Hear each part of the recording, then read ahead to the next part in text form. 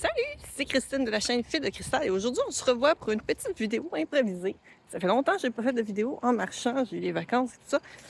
C'est pas une vidéo nouvelle du mois, elle va s'en venir très bientôt, la semaine prochaine probablement, où j'ai plein de nouvelles à vous dire. Ça c'est mon petit tease pour vous regarder la vidéo la semaine prochaine. C'est pas une vidéo de RPG Week, c'est pas une vidéo RPGAD, on parle pas de jeux de rôle, ben pas principalement. On va parler un peu crochet, on va parler de plein de choses. En fait, c'est un peu comme un pré-tease d'une nouvelle série que je veux faire de vidéos. Ça fait un moment que je l'ai en tête. J'ai même commencé à faire une liste des sujets que je veux traiter dans cette série-là parce que ma série de vidéos sur les tests de kits de crochet achève. Il me reste 2 kits présentement à la maison. Il y a un chien par la fenêtre que vous entendez peut-être japper. T'as le chat couché à côté qui lui se fout littéralement de ce qui se passe. Donc, c'est ça. Puis, donc, j'ai 2 kits qui me restent à la maison que je vais tester. J'ai fait des tentatives pour contacter d'autres entreprises. Si vous voulez m'en envoyer des kits, il y en a une seule qui m'a répondu. Et par le même moment, j'ai reçu comme une sorte d'attaque de plein de spam, de courriels non-stop, de plusieurs, toutes des adresses différentes à chaque fois, avec le bruit bloqué, puis tout ça. Puis ça a comme envahi ma boîte courriel très rapidement. La compagnie m'avait réécrit, j'avais mis en favori leur, pas en favori, mais enregistré leur courriel pour que quand ils me répondent, pour leur dire que oui, j'étais intéressée, blablabla, que je puisse faire suite. Mais ils m'ont pas répondu à mon courriel, ils ont fait un nouveau message d'une autre adresse courriel de leur entreprise, ce qui fait que ça a passé direct dans mes spams, ce qui fait qu'à cause de tous les autres courriels que j'ai reçus, plus des congés et des vacances, j'ai pas vu leur message comme une semaine plus tard, fait que j'ai répondu puis j'ai pas eu de suite, fait que probablement que ça a passé tout droit. C'est des choses qui arrivent. Mais voilà, donc à moins que je reçoive d'autres kits, après les 2 que j'ai reçus, je pense pas faire d'autres vidéos sur les tests de kits au crochet, à moins que j'en reçoive en cadeau. Si vous voulez m'en envoyer, ça va me faire plaisir à ce moment-là de les tester. Mais j'en ai testé vraiment différentes sortes de différentes marques. Certains sont disponibles internationalement. Donc, je sais que j'ai des Français qui m'écoutent ou des gens qui sont hors Québec qui m'écoutent. Puis, certains de ces kits-là sont aussi disponibles ailleurs. Donc, j'espère que ça l'a aidé. J'espère que ça va pouvoir vous aider à faire un choix. Je vais probablement faire des petites images récapitulatives. Je pense qu'il me manque une syllabe, j'en ai une de trop. Je sais pas. Enfin, des images qui résument certains des points que je vais reposter sur mes réseaux. Si vous voulez pas écouter l'entièreté de toutes mes vidéos, mais ils sont vraiment très intéressantes. Je sais que des fois, des vidéos longues, c'est pas ce qui plaît le plus, mais c'est vraiment très intéressant. J'essaie de détailler le plus possible ce que je vois, ce que je trouve. Je suis le plus honnête possible. Si c'est de la merde, je le dis, mais si c'est bon, je le dis aussi. Ça, c'est quelque chose que j'ai remarqué. Souvent, si les gens sont commandités, ils vont faire genre « Ah, ça, c'est donc bien merveilleux, blablabla. » The end. S'ils sont pas commandités, c'est de la merde, achetez pas ça. The end. Mais c'est pas vrai. Il y a des kits que même si c'est de la merde, ils ont quand même des bons points. Si je me fie... Le kit de Lorama, qui est celui qui est le plus bas dans ma liste jusqu'à présent, parce qu'il en reste encore 2, j'ai quand même atteint 3.5 sur 10. Ça veut dire qu'il y a quand même des choses qui étaient correctes. Son crochet était meilleur que des crochets que j'ai eu dans d'autres kits. C'est quand même pas peu dire. Fait que, c'est ça. Il y a des choses comme ça qu'il faut prendre en compte. Moi, j'aime ça dire tout, que ce soit bon ou pas bon. Ça me fait penser une partie de jeu de rôle que je fais découvrir à des amis. Où est-ce que je suis maître de jeu, puis tu sais, c'est un peu pour... Ben, ce jeu-là est vraiment cool, tu sais, je l'aime vraiment beaucoup. Puis là, ils me demandent, oui, mais comment qu'on lève de niveau? Je suis comme, ah non, mais là, monter de niveau, c'est de la merde. Ils sont tellement partis à rire parce que j'essaie de leur dire que c'est un bon jeu. Puis après, je leur dis, oui, mais cet aspect du jeu-là, il est de la merde. Puis c'est vrai, il est vraiment de la merde, cette partie-là. Mais qu'est-ce que tu veux? Des trucs parfaits, ça n'existe pas. il va toujours avoir quelque chose qui est à améliorer, qui est à changer. Puis une chance, parce que nous non plus, on n'est pas parfait. Fait que là, je suis en train de déblatérer sur plein de choses, puis pas vous parler du projet que je veux faire. Donc, après cette série-là, justement, de tests de kit de crochet, ça va quand même parler encore de crochet, mais ça va être beaucoup plus large. Ce ne sera pas nécessairement sur des kits, ça ne sera pas sur la forme pratique, mais tout ce qui entoure autour, mais ça ne sera pas juste exclusivement crochet. Ça va être beaucoup aussi sur tout ce qui est business, sur les designers. En fait, ça va être un peu une chronique que je vous explique. Ou sinon, une chronique genre 101. Dans le fond, dans des idées, des choses que je veux parler, je veux par exemple parler... là, c'est sûr, j'ai pas ma liste devant moi, puis j'essaie de penser à des sujets. Une des choses, c'est sur les AI, c'est un des sujets donc, que je veux parler. Je veux parler aussi des plateformes de vente, comme par exemple sur Etsy, Amazon. Ça marche comment? C'est quoi qui arrive avec ça? Ravelry, par exemple, aussi. C'est sûr, je peux pas parler de toutes les plateformes parce que je veux pas faire non plus une vidéo de 10 heures, déjà. Mais il y a beaucoup de choses qui se recoupent aussi. Quand vous achetez sur ces plateformes-là, ça fait quoi vraiment en vrai pour le designer en arrière? Ou pour l'artisan aussi, parce que c'est pas juste les designers, il y a des artisans aussi qui vendent sur ces plateformes-là. Les AI, à quel point, qu'est-ce qui est bon, qu'est-ce qui est pas bon, ça vient d'où, ça mange quoi l'hiver. Je veux essayer de faire des trucs les plus quand même instructifs pour des gens qui savent pas tant c'est quoi. Puis je vais toujours dire en début, je suis pas une spécialiste de tous ces sujets d'information-là. J'utilise une rigueur de recherche scientifique qui est appliquée en histoire, c'est-à-dire croiser les sources. Là, je sais qu'il y a des gens qui vont me dire c'est pas une science l'histoire. Oui, c'est une science l'histoire. Allez lire c'est quoi la définition du mot science. Puis vous allez voir que l'histoire rentre tout à fait en termes de science. Souvent, les gens ont le terme science boqué à science pure. La science pure est une partie des types de sciences. Il y a plein d'autres sciences que les sciences pures dans la vie. Donc, une rigueur scientifique de croiser les sources, de m'assurer d'avoir le plus d'informations. Est-ce que je suis infaillible? Non, parce que je suis un être humain et que les sources ne sont pas infaillibles non plus. Pourquoi? Parce qu'ils sont aussi créés par des êtres humains. Mais c'est pour ça qu'il faut croiser les sources. Donc, essayer de savoir, tu sais, par exemple, bon, je reprends les hier, d'où ça vient? Pourquoi est-ce que l'intelligence artificielle, c'est quoi exactement l'intelligence artificielle? Qu'est-ce qui est bon? Qu'est-ce qui est pas bon? Parce que oui, il y a des trucs bonnes, puis il y a des trucs pas bonnes. J'ai l'impression qu'il faut que je le précise, mais il y en a beaucoup qui sont dans les extrêmes. Puis je sais pas si vous avez remarqué, je suis pas quelqu'un qui est très extrême dans ma vie. Je le suis, mais peut-être pas sur les sujets que vous entendez. Mais j'aime bien poser les bases, aller chercher en quoi ça peut aider. C'est sûr que, bon, hier, ça va être beaucoup plus large que juste le monde du crochet ou le monde du jeu de rôle parce que je vais aborder les deux dans ma vidéo. Je vais aborder, dans le fond, à quel point ça a un impact, surtout qui est en ligne, puis comment repérer quelque chose qui est en ligne. Un autre des sujets que je veux parler, c'est les scammers. Donc, les personnes qui essayent de scammer, autant les artistes. Tu sais, on pense beaucoup aux appels téléphoniques frauduleux, les courriels frauduleux. C'est une des parties. Quand vous êtes artiste, vous recevez aussi des messages privés. Je l'ai vu sur TikTok, je l'ai vu sur Instagram.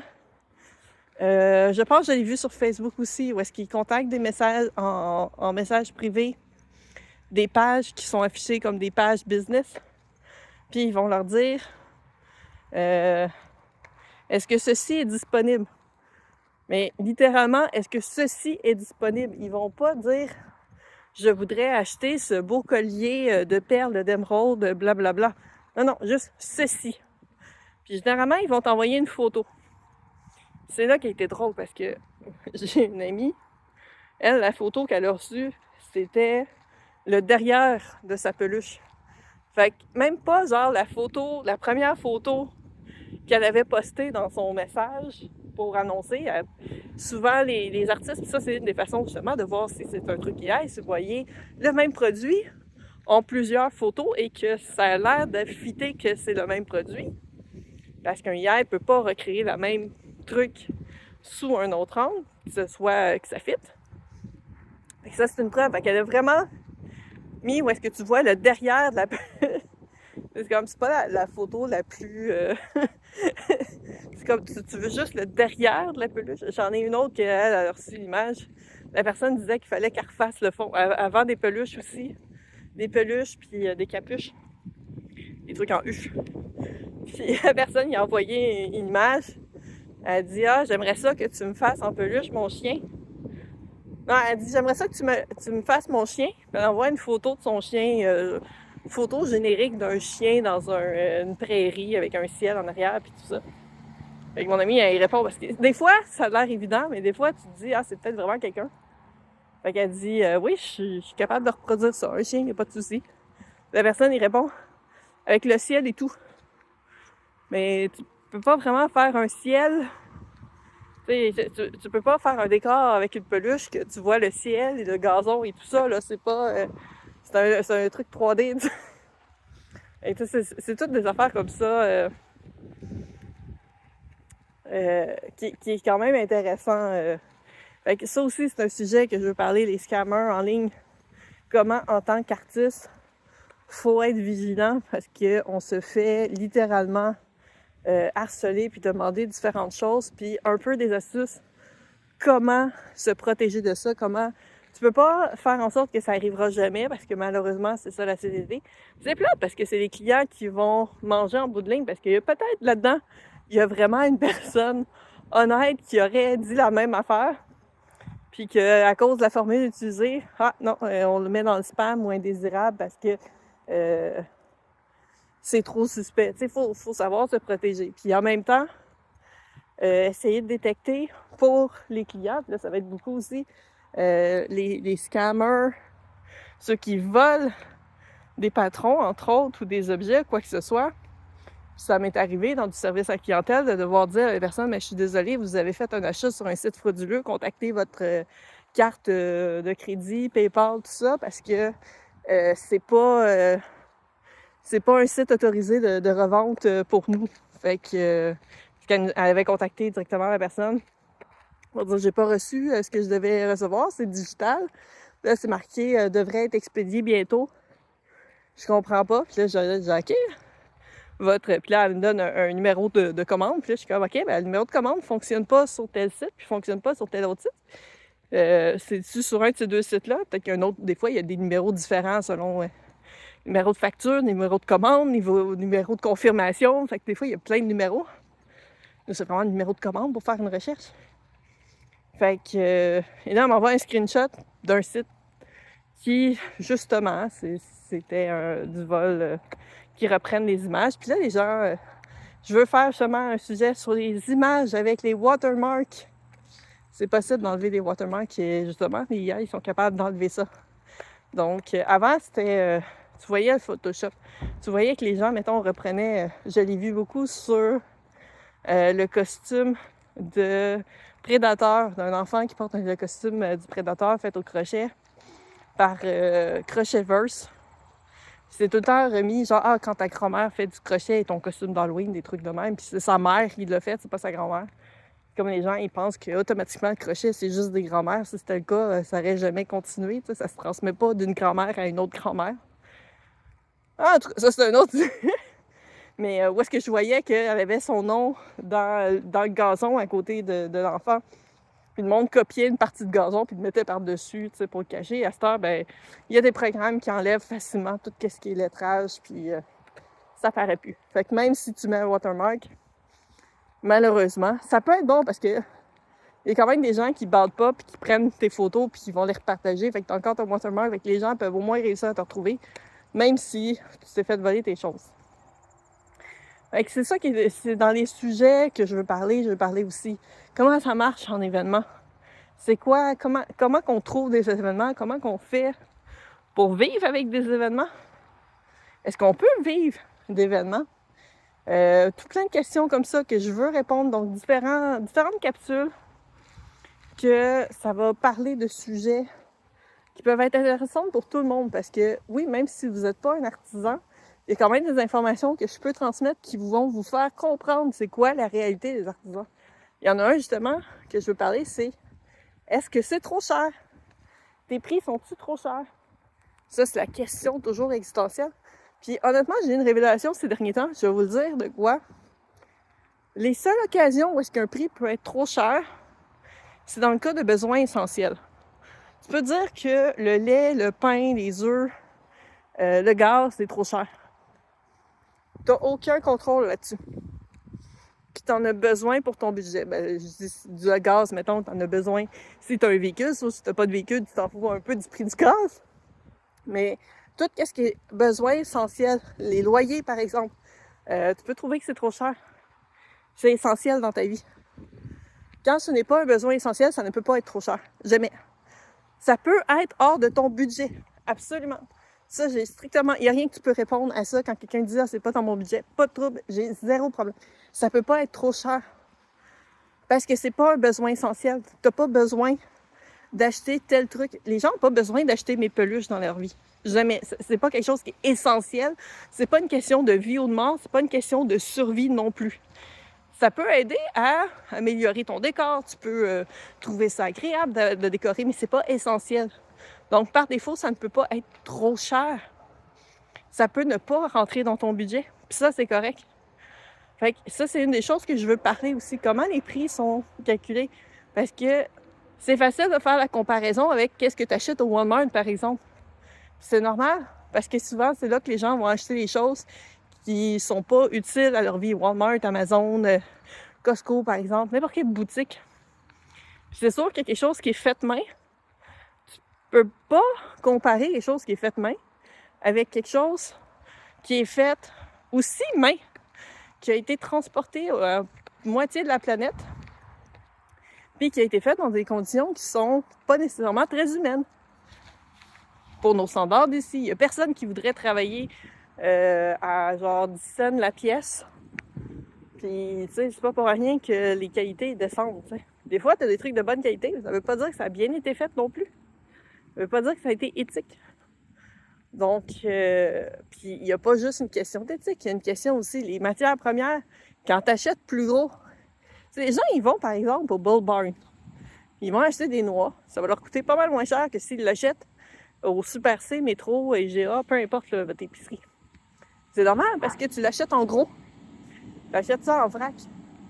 C'est le même principe pour quelqu'un qui a sa petite entreprise tout seul, ben, n'a pas le même pouvoir d'achat qu'un Walmart pour acheter ses fournitures ou que les entreprises avec lesquelles justement les grandes compagnies font affaire pour recevoir que ce soit du linge, des bijoux, quoi que ce soit. Quand tu achètes une plus grande quantité, ben c'est sûr que tu as un prix à ce moment-là qui vient avec. Ça se reflète sur le prix de vente. Le temps qui est passé, il y a plein de choses. Il y a tellement de sujets que j'ai envie de vous parler. Je veux un peu démystifier ces sujets-là. Puis j'espère que c'est une série qui va vous plaire. J'espère que c'est des informations que vous allez trouver intéressantes parce que justement, ça fait partie du quotidien de beaucoup de gens. Il y a peut-être des choses qui vont moins vous approcher. Puis c'est correct. Puis en vrai, vous n'êtes pas obligé de toutes les écouter. Si vous les écoutez tous, merci. Moi, ça va juste me faire plaisir. Je trouve ça toujours agréable de voir qu'il y a des vues sur mes vidéos. Puis je suis comme, oh, il y a des gens qui ont vu ma vidéo. Même s'ils ont écouté 30 secondes, ça compte comme une vue. Fait que je me dis, ben ils ont au moins écouté 30 secondes de ma vidéo. On va le prendre pareil. Donc voilà, j'espère que c'est le genre de sujets qui vont vous intéresser. Puis si vous avez le genre de sujet qui vous posez des questions, vous aimeriez ça que j'en parle, que je traite de ces sujets-là. Peut-être qu'ils sont déjà dans ma liste, parce que là, j'ai même pas lu ma liste avant de partir. Je suis partie quand je marche. Écrivez-moi-les en commentaire ici. Puis je verrai si ça vaut la peine, si je trouve des informations pertinentes ici. Puis bien sûr, mes sources vont toujours être dans la description. Fait que j'espère que vous allez trouver ça intéressant comme série, que vous allez peut-être suivre, peut-être que vous allez me suggérer des idées que je n'ai pas pensé mais que je vais trouver intéressante. Et je vous dis à très bientôt pour cette série-là. J'hésite encore. Est-ce que je l'appelle « Je vous explique, mettons, les IAI » ou j'appelle ça les IAI 101? Comment je formule ça? Écrivez en commentaire vos suggestions de titres. Ça va me faire plaisir de lire ça. Puis je vous dirai mon choix par la suite. Salut, à la prochaine! Des bisous et prenez soin de vous. Bye bye!